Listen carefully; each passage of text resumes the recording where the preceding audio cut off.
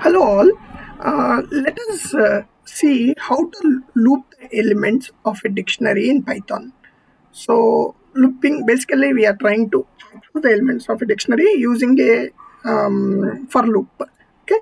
Let us have a dictionary that is declared with its key value pair. So this is a key number and value is 1, and then key is name, value is way to know. Now if we print, okay, dict underscore 1, if we try to print this dict, we can directly print, right? Now let us see how to access the elements of dictionary using for loop. For, okay, for accessing the dictionary, we need two things, right? We need to access the key as well as the value, so we need two variables.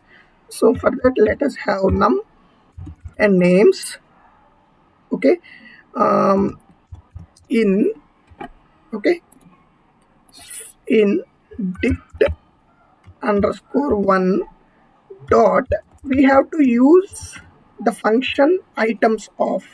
This is a function, sorry, this is the function which is inbuilt. So we are trying to access the elements of dictionary using items of, and what we will do is we'll print, okay, we'll print num plus, and we'll print this, and also we will add names. Now let us try to run this.